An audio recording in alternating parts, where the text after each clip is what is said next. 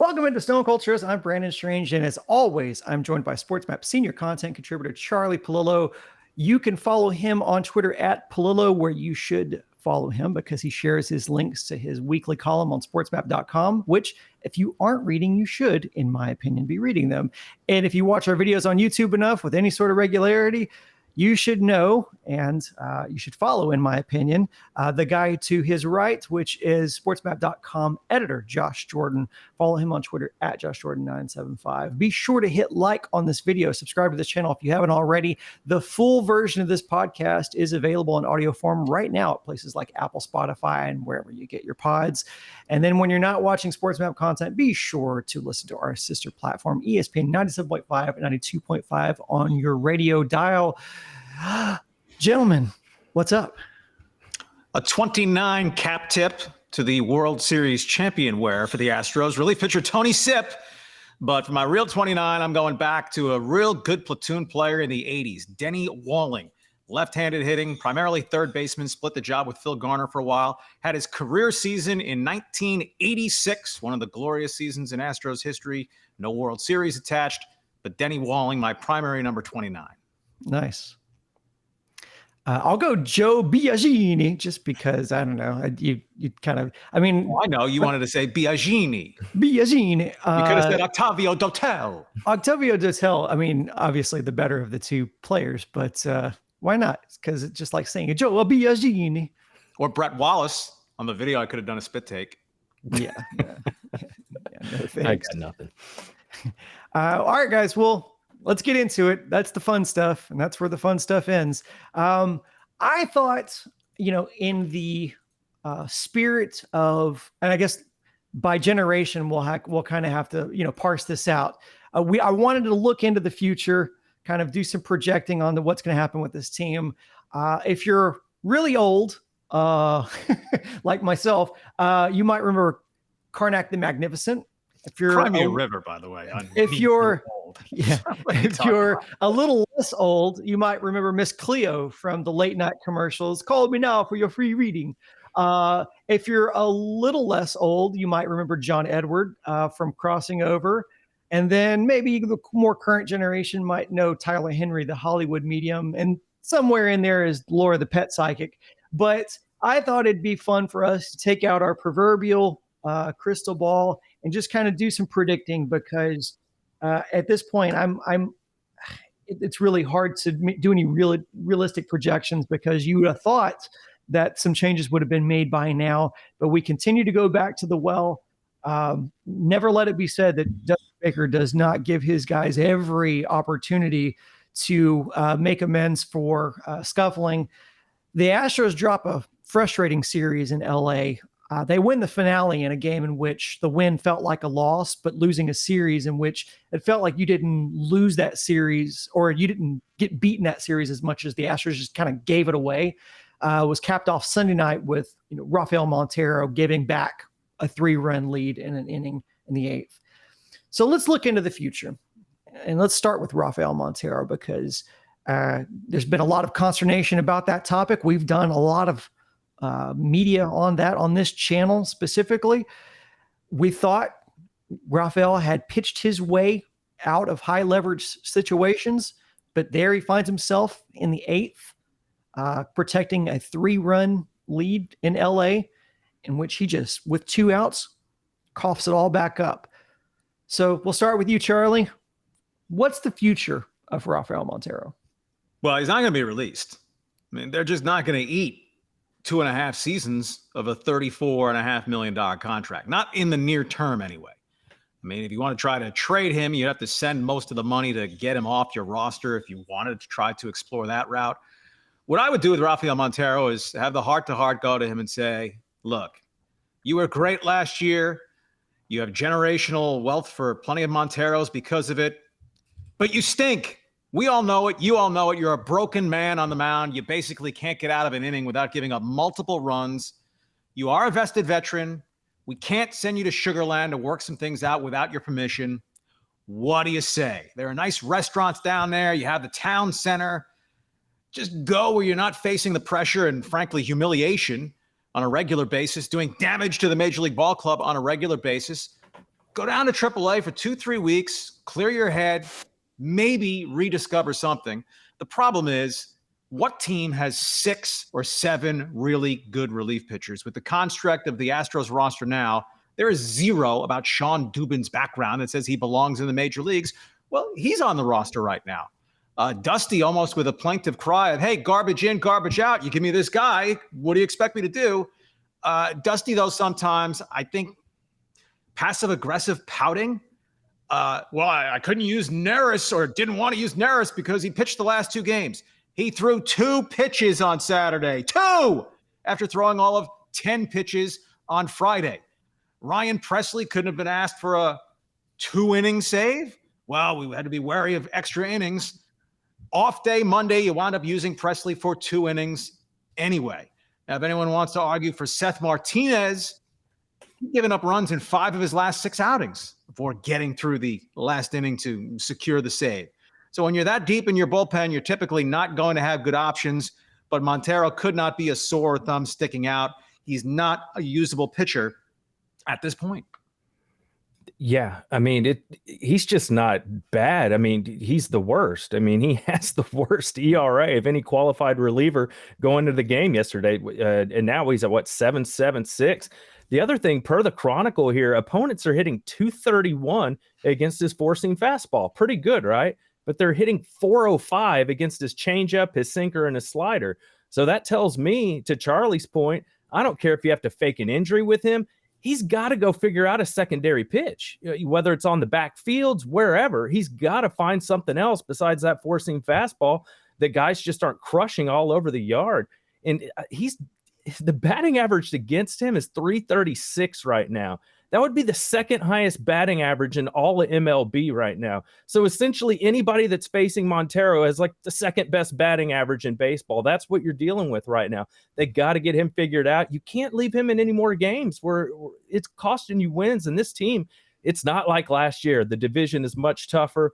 They got to win these ball games. Dusty can't keep running him out there and then blaming Dana Brown for making him available to him. Is Maldonado just dumb when Montero is pitching, by the way? Right. Montero is pitching as badly as Maldonado hits. I mean, that is 2 peas in a puke pod. I don't completely disagree with Dusty's rationale when he says, I have to use my pitchers because, there is only so many relievers in the bullpen, and you have to go to somebody, and also to his, kind of defending him a little bit, is there isn't really mop-up duty, as has been noted by a lot of the outlets, kind of talking about this, is the Astros don't have the offense to be blow anybody out.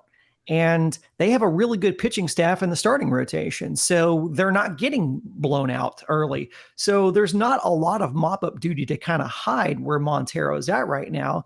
But at the same time, I disagree with Dusty's rationale on putting him in certain situations. There's no reason why he couldn't have yanked him before he coughed up the entire lead on Sunday's game.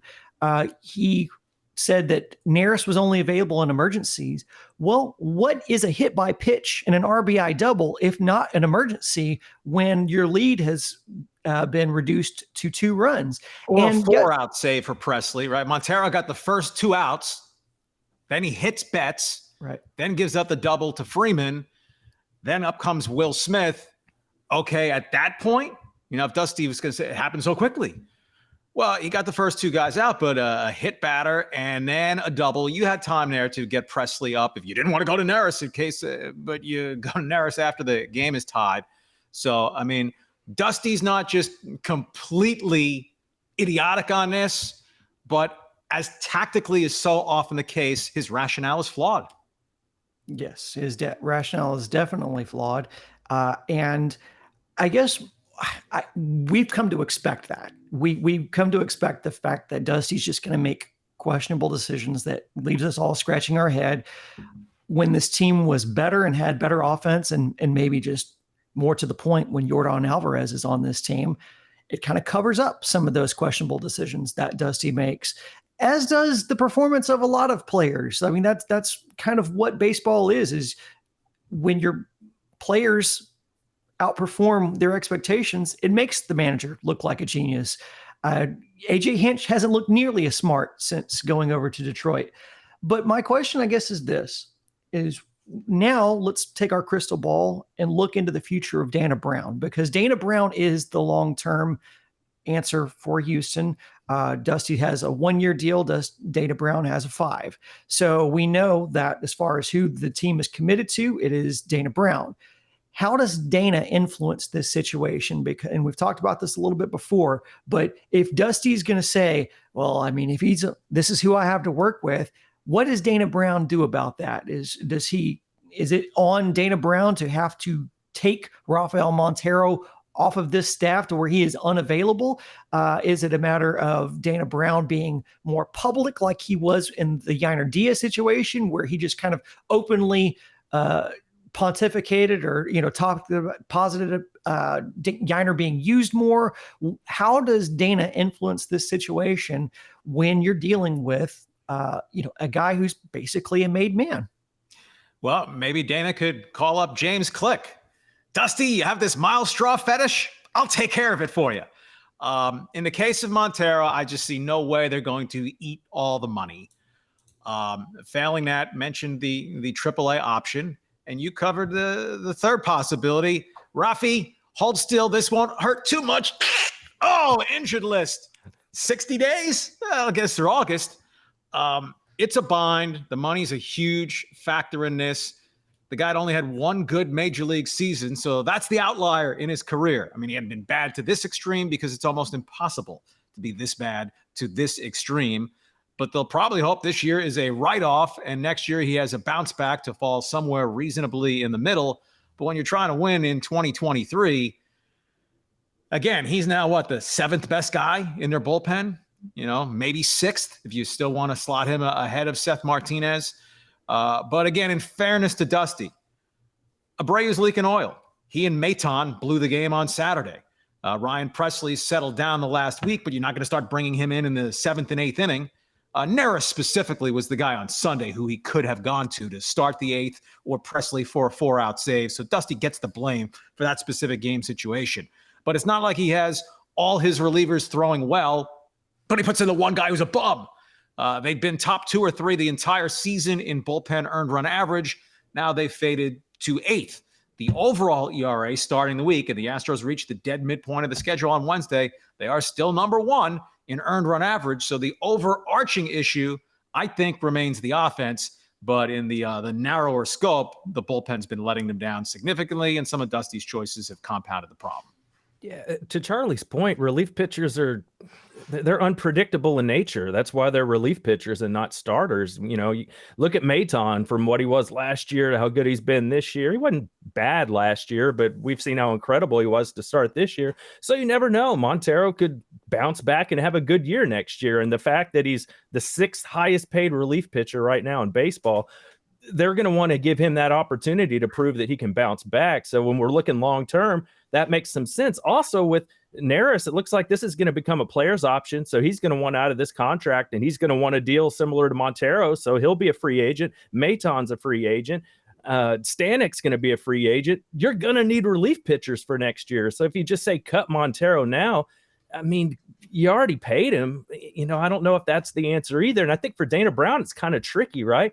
He didn't sign Montero. He knows this was a Jim Crane thing. This was maybe a Bagwell thing, a Dusty Baker thing. We know how much Dusty had a little more influence, his dust-ups with Click last year. So I think Dana Brown's got to be kind of careful. Like, this wasn't my move. I don't want to be quick to call it out as a terrible move because I have bosses to answer to. I'm curious to see how he navigates this. And if you just fire the guy now, you're swallowing $28 million. Yeah. So that is just not a feasible call. No, but kind of trying to look for a solution this year, it's clear that the bullpen is certainly an area of need. And so one name that keeps kind of coming up in the trade rumors because of his performance this season has been Aroldis Chapman. And that certainly would, at this point, I mean, Aroldis is carrying a 2.63 ERA. He's looked very good, has, hit, the above 100 on the radar gun. He's kind of living above, kind of like 102 right now with his fastball. Is that even realistic, or do you have to save all your bullets because you need a bat? I think the Astros get outbid on Chapman. I mean, the Royals, if they don't trade him, they're idiotic. They might be idiotic anyway. What a disastrous team. They'd fallen below Oakland for a little bit. They're going to deal him, but I just think there are too many other contenders. The Dodgers bullpen's been good the last week. The Dodgers bullpen, for all the Astros' recent travails, the Dodgers are 26th in bullpen ERA. I don't know about the Astros or any other particular team. The domestic violence stuff in Chapman's past is probably old enough that it wouldn't dissuade a team from trading for him. And obviously he's pitched the last several years.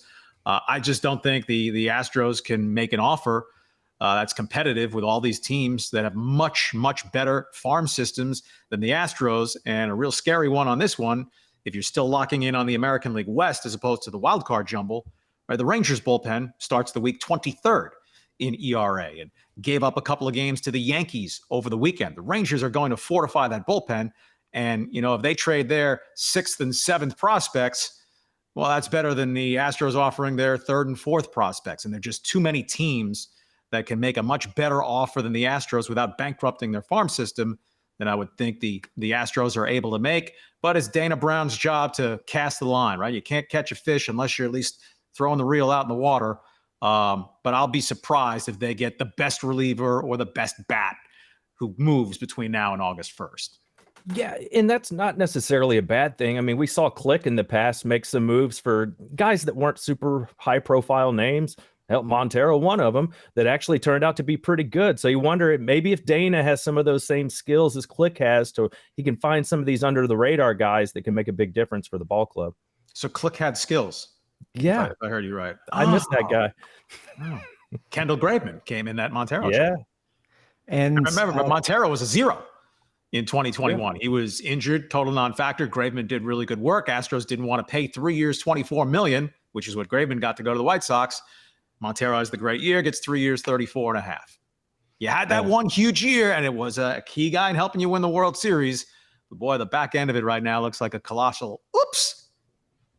It does. Well, that's it for part 1 of Stone Cold Stros. To listen to the full podcast, it's up right now at your favorite podcast provider, and you can watch the rest of our conversation on YouTube. All you got to do is just check out the Stone Cold Stros playlist, and we'll be releasing those videos shortly. And as always, go Stros.